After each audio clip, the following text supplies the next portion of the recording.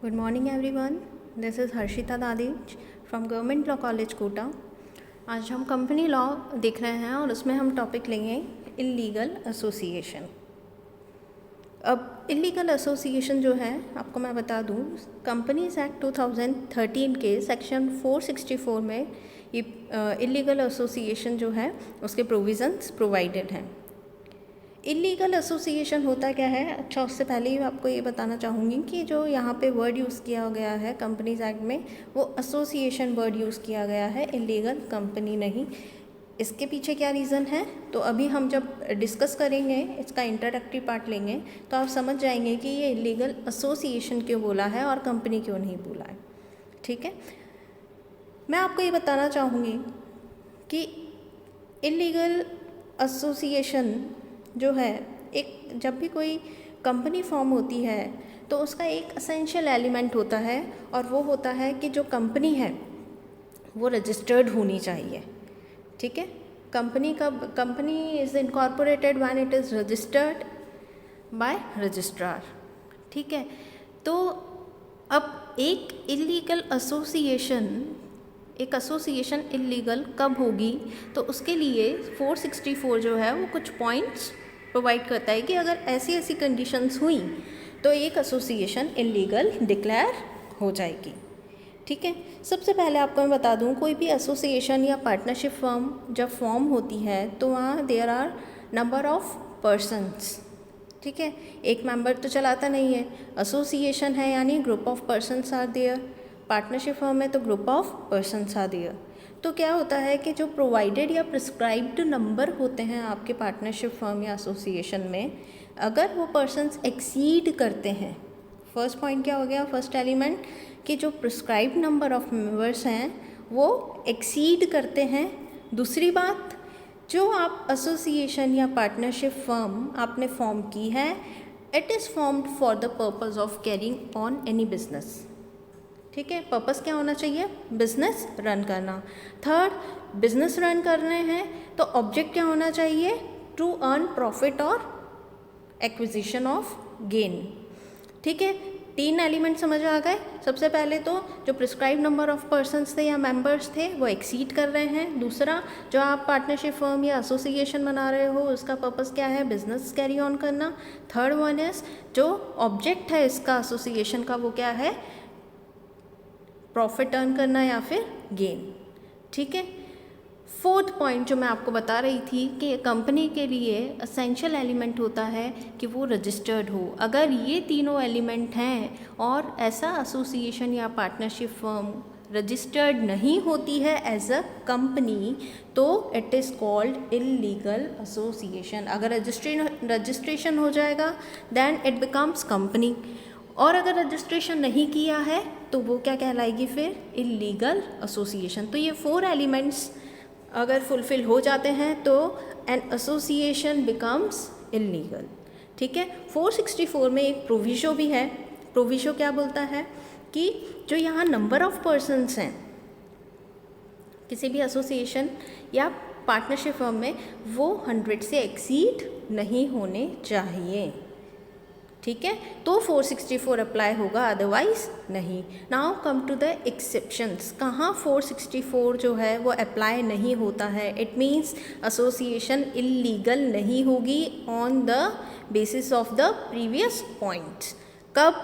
तो हम देखते हैं कि अगर कोई एसोसिएशन HUF है, मतलब अगर हिंदू अनडिवाइडेड फैमिली कोई बिजनेस कैरी ऑन करती है, ठीक है, तो उस पर 464 अप्लाई नहीं होगा. कोई एसोसिएशन या पार्टनरशिप फर्म जो है वो किसी स्पेशल एक्ट में गवर्न हो रही है, उस पर 464 अप्लाई नहीं होगा. या फिर कोई एसोसिएशन है, उसका पर्पस क्या है, ऑब्जेक्ट क्या है? रिलीजन या फिर एजुकेशन. ठीक है, हमने देखा है अभी लास्ट में हमने एक एसेंशियल एलिमेंट देखा था. The object is acquisition of gain या फिर टू अर्न प्रॉफिट. अब हम जानते हैं कि एजुकेशन, रिसर्च और रिलीजन के ऑब्जेक्ट से अगर कोई एसोसिएशन फॉर्म होती है तो उसका ऑब्जेक्ट प्रॉफिट अर्न करना नहीं होता है.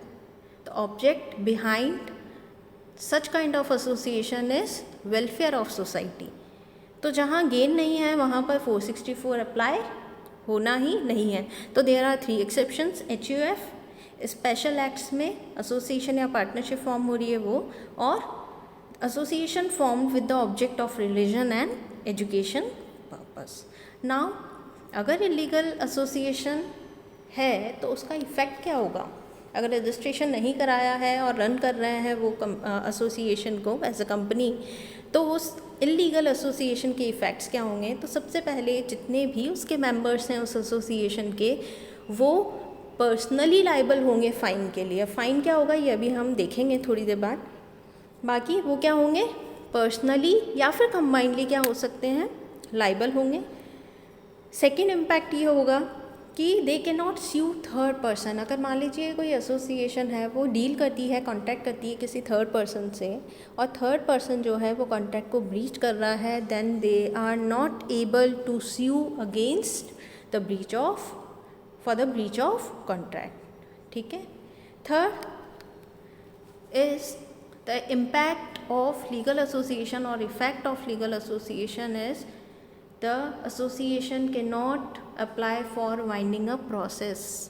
सिंपल सी बात है, हमने देखा है कि जब कंपनी ही नहीं है, इलीगल है वो, और एग्जिस्टेंस में नहीं है, तो जो एग्जिस्टेंस में है ही नहीं उसका वाइंडिंग अप प्रोसेस रन होना ज़रूरी है ही नहीं। इसलिए क्या होगा कि वो वाइंडिंग अप का प्रोसेस फॉलो नहीं कर सकते, because it is illegal in the eye of law.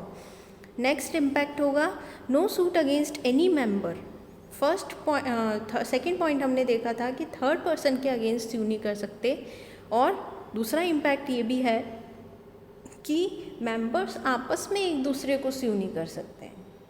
ठीक है। अगर मान लीजिए कोई मेंबर फ्रॉड कर लेता है या फिर किसी को अगर हटाना है किसी भी मेंबर को, तो इसके लिए कोर्ट में नहीं जा सकते। क्यों? क्योंकि they are member of illegal association. ठीक है। उसकी एग्जिस्टेंस है ही नहीं। ठीक है, in the eye of law. तो फिर अब कोर्ट के सामने हम जा नहीं सकते हैं। आ गई बात समझ में? तो ये इफ़ेक्ट इलीगल एसोसिएशन के हो गए। अब हमने देखा था कि जो मेंबर्स होते हैं एसोसिएशन के, वो क्या होते हैं? पर्सनली लाइबल होंगे। तो लाइबल फॉर व्हाट? फ़ाइन है। तो फ़ाइन क्या है? तो फ़ाइन है यहाँ पे आपको मैं बता दूँ, यहाँ पे फ़ाइन लगेगा। पेनल्टी का प्रोविज़न जो है वो है विच में एक्सटेंड टू 1 लाख रुपीज़। ठीक है। अच्छा, ये पूरा कंपनी का एसोसिएशन का नहीं है, 1 लाख रुपए एक मेंबर का। ठीक है। जितने मेंबर्स हैं उनकी पर्सनली लाइबिलिटी कितनी आएगी? मैक्सिमम 1 लाख रुपीज़ तक। या फिर and shall also be personally liable for all liabilities incurred in such business। जिससे भी उन्होंने कॉन्ट्रैक्ट किया है, जो उनको पेमेंट करना है, उन सब के लिए भी वो क्या होंगे? Liable, because they can not get their association registered. ठीक है। तो क्या डिक्लेयर हो गई? वो इलीगल, और इलीगल होते हुए जितना भी उन्होंने प्रॉफिट अर्न किया है या किसी से पैसा उधार लिया है, वो सब वो लाइबिलिटी किसकी आएगी? वो सारी लाइबिलिटी मेंबर्स की आएगी, members of association of persons. ठीक है। तो ये हमने आज देखा इलीगल एसोसिएशन 464 कंपनीज एक्ट का जो डिफाइन करता है। ठीक है। नेक्स्ट अब हम प्रोविजंस